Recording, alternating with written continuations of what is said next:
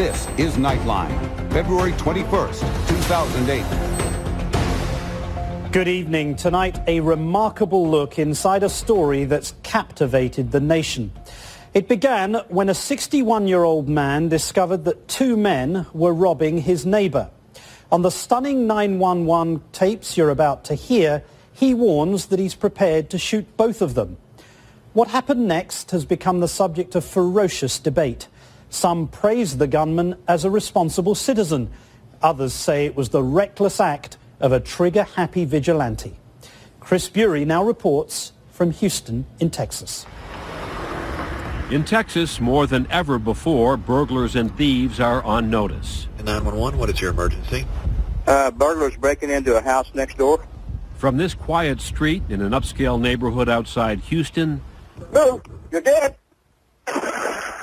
...to a junk-strewn yard on the other side of the tracks. I just shot someone. Who did you shoot? The thief. More Texans are shooting first and asking questions later. When I came around the corner, I saw the silhouette in my window. I pointed my weapon. I fired 3 times.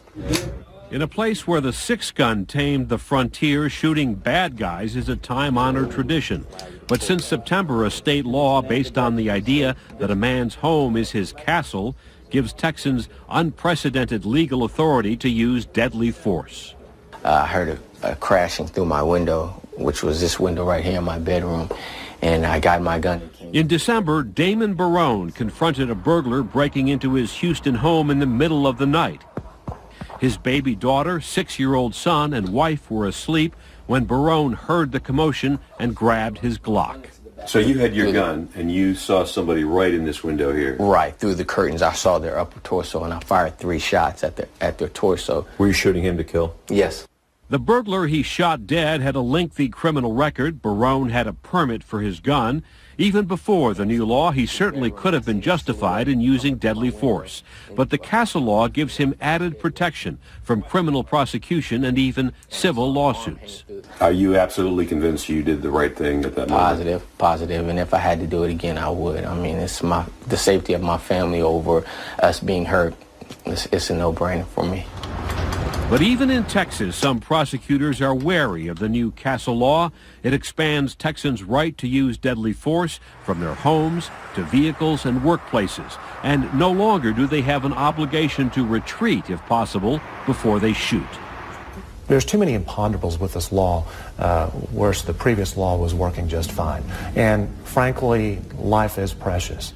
Consider the case of Joe Horn, a retired 61-year-old computer manager who lives in this affluent subdivision in Pasadena, Texas. Last November, he called 911 to report a burglary in broad daylight at the house next door. I've got a shotgun. Do you want me to stop him? Nope, don't do that. Ain't no property worth shooting somebody over, okay? Joe Horn sounds clearly upset. I'm not going to let him get away with it. I can't take a chance on getting killed over this, okay? No. I'm going to shoot. I'm going to shoot. But the 911 dispatcher warns Horn to stay inside at least a dozen separate times. I've got officers coming out there. I don't want you to go outside that house. Then Horn, sounding angrier by the moment, cites the new Texas law. But I have a right to protect myself too, sir, and you understand that. And the laws have been changed in this country since September the 1st, and you know it and I know it. Moments later, Horn sees 2 burglars leave his neighbor's house, one of them carrying a bag filled with cash and jewelry. Okay, stay in the house. They're getting away. That's all right. Property's not worth killing someone over. Okay? God damn it. But Horn defies the dispatcher. Well, here it goes, buddy. You hear the shotgun clicking, and I'm going. Don't go outside. Joe Horn says he came out of his door, down the porch to see what was going on, and confronted the 2 burglars who were near that tree only a few feet away. The next sounds you hear are Joe Horn ordering the 2 men to stop and then shooting them. No, you're dead.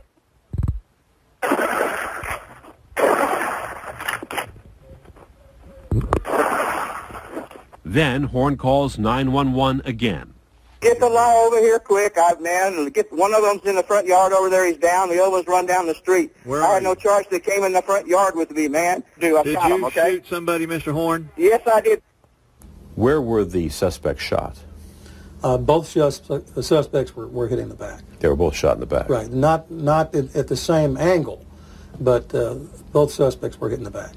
Killed were two illegal immigrants from Colombia, Diego Ortiz and Miguel de Jesus, whose fiancée now wants to see Joe Horn prosecuted. This man took the law into his own hands. He shot two individuals in the back after being told over and over to stay inside. It was his choice to go outside and his choice to take two lives. After the shootings, Horn was not arrested, but a grand jury will now decide whether he should face any charges. Horn turned down our request for an interview. His attorney insists Horn was entirely justified. He was afraid for his life. He's afraid for his safety. And then they charged him. I don't think Joe had an opportunity to make a conscious decision. I think he only had time to react to what was going on. So, short answer is he was defending his life. On the tape, the dispatcher is clearly heard asking him not to go outside. Correct. Joe was doing what he thought was necessary. As a man, he thought that it was his duty to protect his house, his neighborhood, his community. The Horn case has aroused plenty of passion.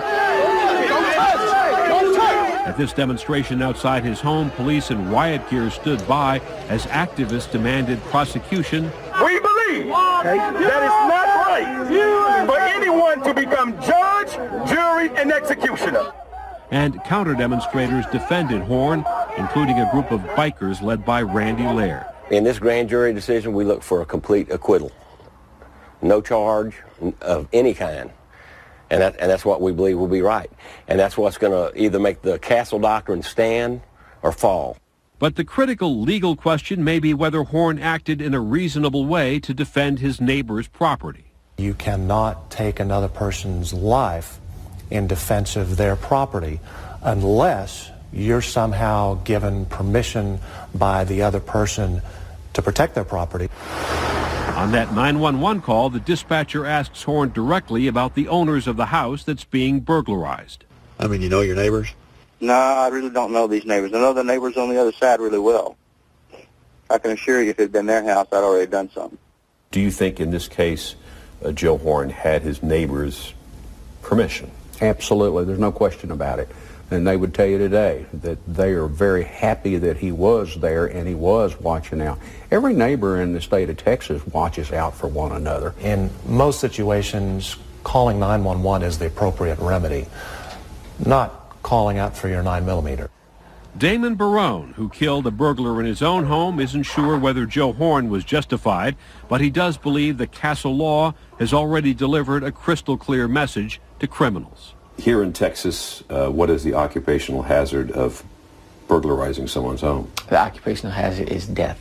If you're lucky, you get arrested and go to jail. So, in Texas, the old tradition of shooting bad guys carries on. The big question now is whether a man's castle also includes his neighbor's home. This is Chris Bury for Nightline in Houston.